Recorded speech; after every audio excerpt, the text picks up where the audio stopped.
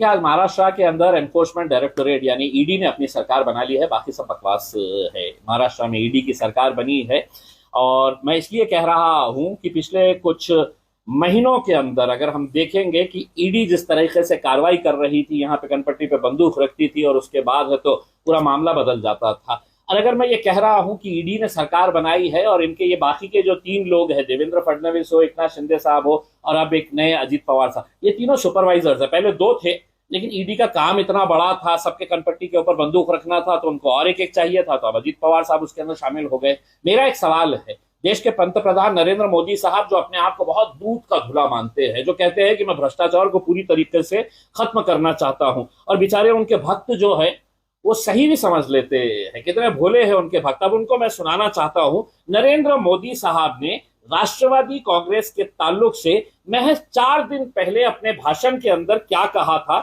ये आप सुन लीजिएगा, उसमें जरा गौर से सुनिएगा। एनसीपी पर भी करीब करीब 70,000 करोड़ रुपए के घोटालों का आरोप है। 70,000 crore. Maharashtra state cooperative bank घोटाला, महाराष्ट्र स्टेट कोऑपरेटिव बैंक घोटाला, सिंचाई घोटाला, महाराष्ट्र सिंचन घोटाला, खनन घोटाला, अवैध खनन घोटाला। बहुत लंबी है, इनकी लिस्ट भी बहुत लंबी है, लेकिन अब ये सब मैं बंद करने वाला हूं क्योंकि मैं सिर्फ इनको डराने वाला था और अपने पास लाने वाला था। हो गया आपका काम मोदी जी। आपके दूसरे जो यहाँ पे महाराष्ट्र के एक उप मुख्यमंत्री है जो खुद को भी बड़ा दूध का धुला मानते हैं, भ्रष्टाचार के विरोध में भाषण बहुत अच्छा अच्छा देते हैं, अब उन्होंने क्या कहा है जरा ये भी सुन ले। एनसीपीशी राष्ट्रवादी काँग्रेसची युती होणं शक्यच नाही, नाही नाही नाही। आपत धर्म नाही, शाश्वत धर्म नाही, कुठलाही धर्म नाही। एक वेळ रिकामे राहू, एक वेळ सत्तेशिवाय राहू, एक वेळ मला कोणीतरी विचारलं तुमचा विवाह होणार आहे का, मी म्हटलं अविवाहित राहणं पसंत करेन, पण राष्ट्रवादी सोबत जाणार नाही नाही। मराठी के अंदर बोल रहे हैं देवेंद्र फडणवीस साहब कि किसी भी कीमत के ऊपर राष्ट्रवादी कांग्रेस के साथ हम नहीं जाएंगे, नहीं नहीं नहीं। एक मर्तबा लोग मुझसे कहते हैं कि आप राष्ट्रवादी के साथ शादी करने वाले हैं का, तो उन्होंने कहा कि नहीं, मैं जीवन भर अविवाहित रहूंगा, मैं शादी नहीं करूंगा लेकिन राष्ट्रवादी के साथ नहीं जाऊंगा, और आज के दिन उन्होंने शादी कर लिए है। अब इसका भी जवाब है तो आप देवेंद्र फडणवीस साहब आप दे दीजिएगा। दरअसल ये है कि महाराष्ट्र की जनता को अब ये सभी राजनीतिक पार्टी समझती है कि इनके कान में बीड़ी है, इनको कुछ समझ में नहीं आता है। कभी कोई अलग अलग पार्टियों के साथ चला जाता है, सत्ता बना लेता है, सभी 6 बजे उठ के है तो कोई सत्ता बना लेता है। अब ये इसके अंदर सवाल ये है कि 4 दिन पहले मोदी साहब ने बोला था, उसी नेता को, उसी राष्ट्रवादी कांग्रेस के भ्रष्ट नेताओं को आप अपनी पार्टी के अंदर ले जाते हैं तो वो दूध के धुले हो गए हैं। अभी कुछ देर पहले मैंने एनफोर्समेंट डायरेक्टोरेट को फोन किया और कहा कि हसन मुशर्रफ इंक्वायरी अब कहां पे पहुंची है। बोले क्या साहब आप भी क्या मजाक कर रहे हैं, हम तो सिर्फ डरा रहे थे, हमने डरा के अपना काम निकाल लिया। अब एनफोर्समेंट डायरेक्टोरेट की जो इंक्वायरी है उनके खिलाफ अब हम बंद कर देने वाले हैं, क्योंकि हमारा काम यही है कि हम डराओ और सत्ता हासिल करो। तो यही काम महाराष्ट्र के अंदर चलता हुआ आ रहा है करके।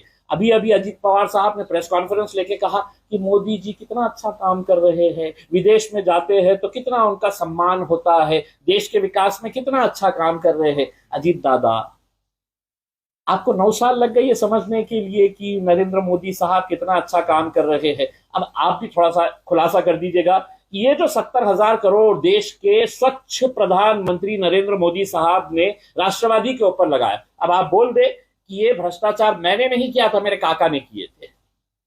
ये आप इसका स्पष्टीकरण दे दे तो हमको भी समझ में आ जाएगा।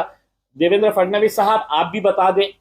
देखिए, इससे ज्यादा घटिया राजनीति महाराष्ट्र ने पिछले 75 सालों के अंदर देखी नहीं थी। इसमें सारे नियम, no ethics, no morals, no values का ही कोई उसूल नहीं है, राजनीति का कोई पॉलिसीज नहीं है, बस सत्ता हासिल करना है, बस इसी उसके ऊपर पूरा ये। मुझे तो अब चिंता इस बात की हो रही है कि राष्ट्रवादी कांग्रेस के वो बड़े बड़े मुसलमान लीडर टोपी दाढ़ी पहन के, नहीं हमको सेक्युलर पार्टी के साथ रहना है, अब तुम्हारी दुकान कैसे चलेगी मुझे ये बताओ। मैं लेकिन मुबारकबाद देता हूं कि अब आप लोग सत्ता में आ गए हैं, तो इसीलिए हम आपको मुबारकबाद देने के लिए कल पूरे महाराष्ट्र की जनता को महाराष्ट्र के खास तौर से एमआईएम के नेताओं को मैं ये अनुरोध करूंगा कि हर शहर के अंदर पटाखे फोड़ो, क्योंकि अब ये सत्ता के अंदर आ गए हैं जो हमको बी टीम कहते थे, खुद जाकर है तो भारतीय जनता पार्टी में गोद में जाकर बैठ गए हैं। तो कल हम जश्न मनाएंगे आपको मुबारकबाद देने के लिए। ये जितने भी दाढ़ी वाले टोपी वाले, नहीं एमआईएम म्हणजे बीजेपी की बी टीम है करके उसमें, तो मेरा तो हक बनता है कि अब आपको मुबारकबाद देना। मेरा सिर्फ यही कहना है कि ये बहुत ही अफसोस की बात है, लेकिन कहते हैं ना धंधा है और धंधा है, और यही धंधा आप देखने को मिल रहा है यहाँ पर महाराष्ट्र के।